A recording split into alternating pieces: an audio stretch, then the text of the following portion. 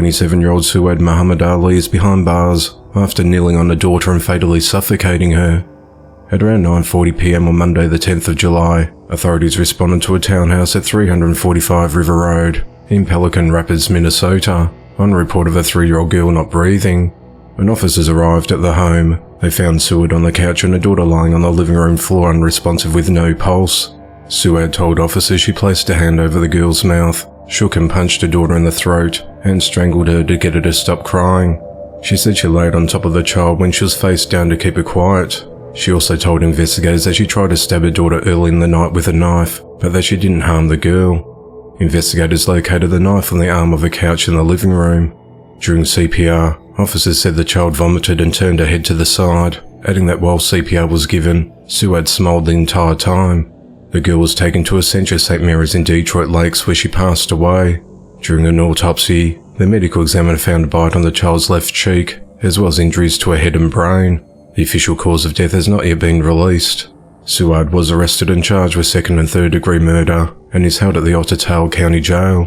Suad made a first court appearance via Zoom on the 12th of July, where a bond was set at $70,000. Her next court date is set for the 24th of July.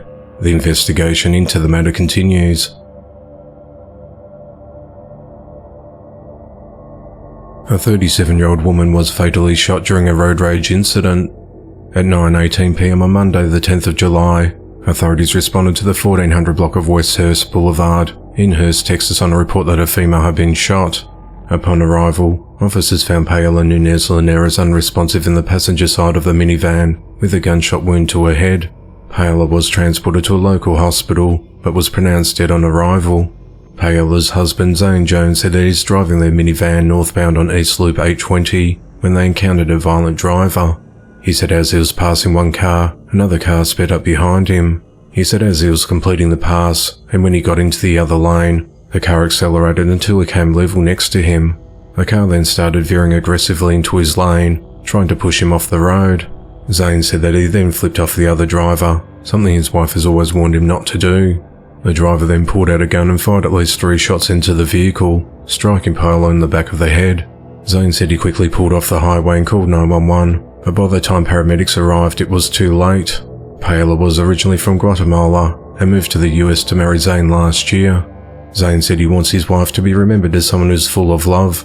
She's a most innocent victim, he said. She's just not some woman who got killed on the highway. She's exceptional in every way. Police said they're still searching for the suspect, who was in a small, older, darker looking car. The investigation into the matter continues. 36-year-old Tracy Renee Puskett is behind bars this week in connection to the death of her 17-month-old son Jemai Puskett early this year. At around 7:15 a.m. on the 27th of April, authorities responded to a residence at 13520 Southeast 42nd Avenue in Summerfield, Florida on report of an unresponsive toddler. When first responders entered the living room of the home, they found Jemai on the floor in a critical condition with signs of physical abuse. He had bruises all over his body and significant trauma to his head. Medics applied life-saving measures on Jemai before rushing him to the Advent Health Bellevue emergency room. He was subsequently transferred to the UF Health Shands Hospital for more specialised treatment. While interviewed, Tracy told detectives that at around 8:30 p.m. the previous night, Jemai was eating dinner in the dining area when he began to have a fit. She said that he banged his head on the floor while in a face-down position, so she moved him to a safe spot and held him down into a lock position. She said that around 10 p.m, he became stiff as a board, at which point she put him into bed. She claimed that when she woke up the following morning at 7 a.m, Jemai's lips were blue and his breathing was shallow, so she had her mother call 911.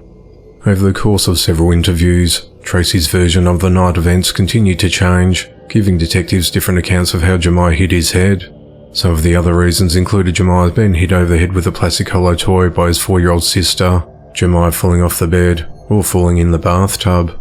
When questioned as to why she did not call 911 when the child became stiff the previous night, she said that she did not want the Department of Children and Families to come and take her children away again.